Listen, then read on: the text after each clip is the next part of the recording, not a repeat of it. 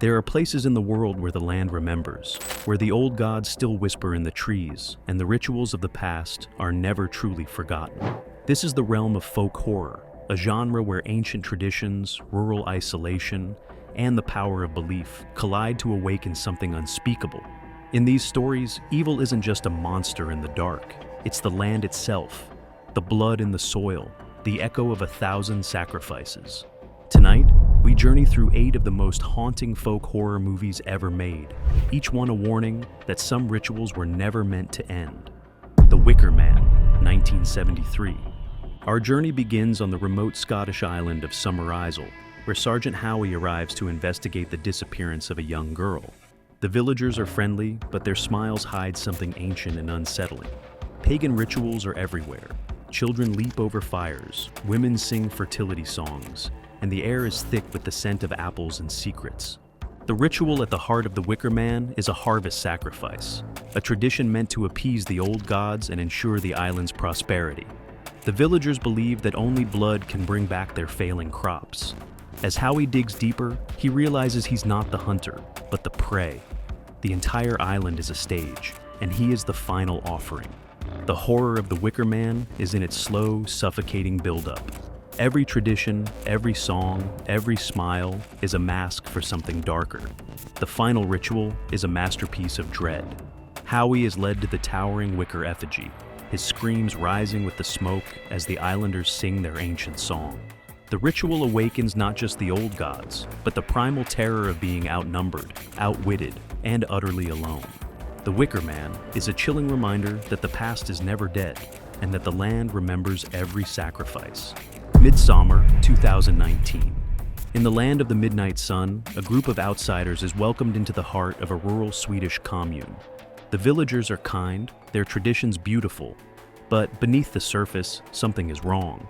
The rituals of Midsommar are a tapestry of ancient Norse and pagan customs, maypole dances, feasts, and, as the days grow longer, ceremonies that blur the line between celebration and sacrifice.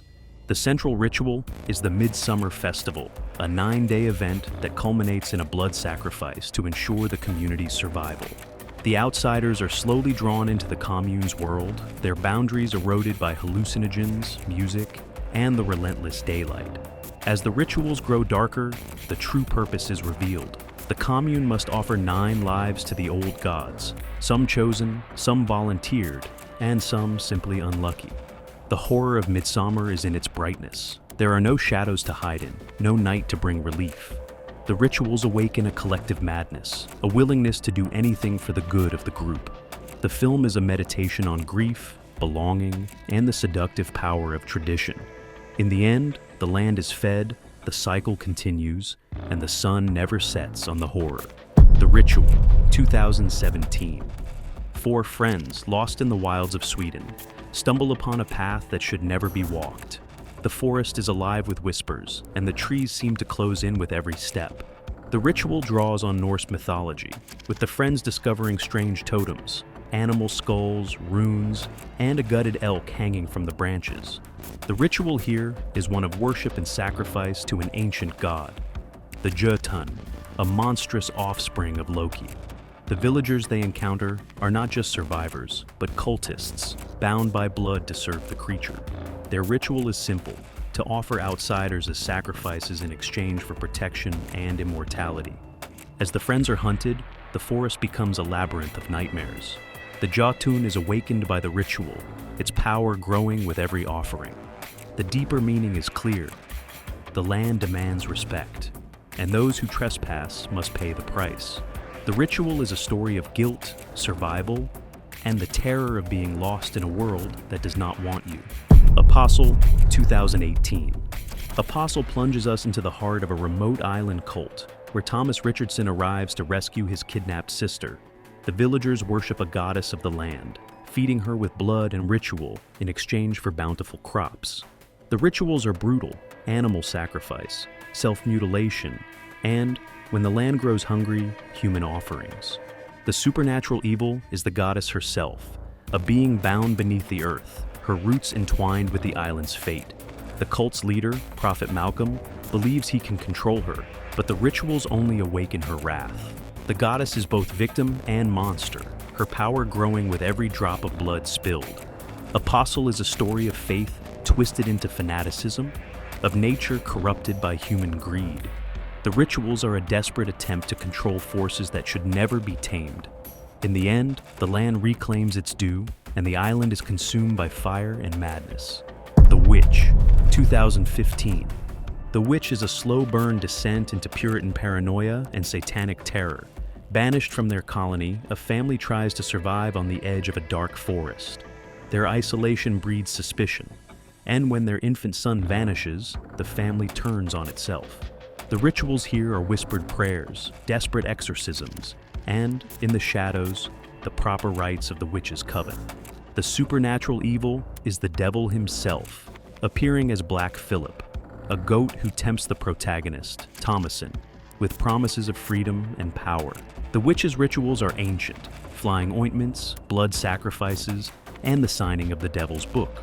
The forest is alive with evil, and every tradition is a test of faith. The Witch is a meditation on repression, desire, and the seductive power of evil. The rituals awaken not just supernatural forces, but the darkness within.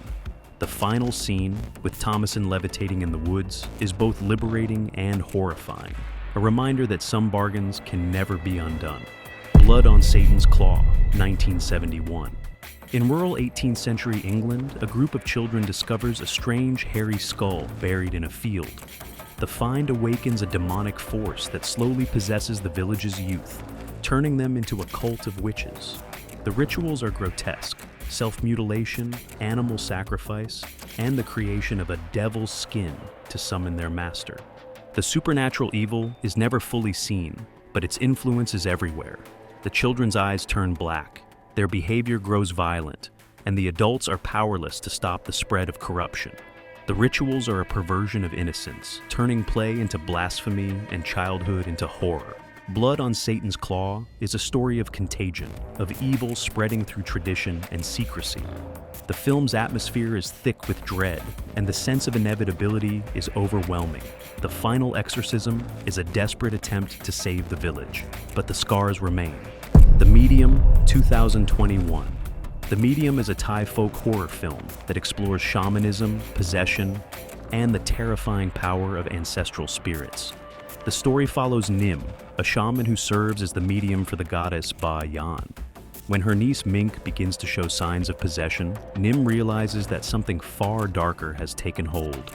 The rituals in the Medium are rooted in authentic Thai shamanic practices, including offerings, trances, and spirit communication. But as the possession intensifies, the rituals become desperate, blending Buddhist, animist, and black magic traditions. The supernatural evil is a vengeful spirit, awakened by a broken ancestral pact and fueled by generations of sin. The film's scares are relentless. Mink's body contorts, her voice changes, and the family is torn apart by supernatural violence. The rituals, meant to heal, only make things worse, unleashing a wave of death and madness. The Medium is a meditation on faith, family, and the dangers of meddling with forces beyond our understanding.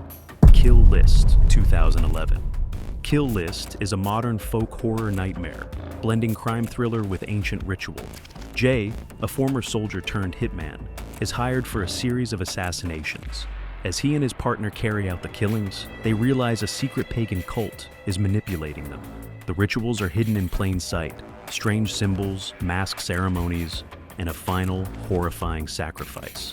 The cult's goal is to awaken an ancient evil, using Jay as an unwitting participant in their rite. The supernatural threat is subtle but pervasive, manifesting in nightmares, hallucinations, and the sense that reality is unraveling. The film's climax is a descent into madness, as Jay is forced to fight for his life in a ritual circle, surrounded by masked cultists. The final reveal, that he has been manipulated into killing his own family as a sacrifice, turns the movie into a tragedy of cosmic horror. Kill List is a story of fate, manipulation, and the terror of being caught in a ritual you can't escape. The film's use of real pagan symbols and rituals gives it an authenticity that lingers long after the credits roll. So, there you have it, 8 folk horror movies where ancient rituals don't just awaken evil, they unleash it. These films prove that the scariest stories aren't just about monsters in the dark. They're about the power of tradition, the danger of forgotten pacts, and the terror that comes when the past refuses to stay buried. What really gets under my skin about these movies is how they make the supernatural feel personal. It's not just about being haunted, it's about being hunted, corrupted, and ultimately claimed by something you can't fight. The rituals and symbols in these films aren't random. They're the result of human actions, ancient beliefs, or pure cosmic evil. Which of these folk horror nightmares freaked you out the most? Did I miss any movies where the ritual's power was especially chilling? Let me know in the comments, and don't forget to subscribe for more deep dives into the supernatural side of horror. Maybe some rituals were never meant to end.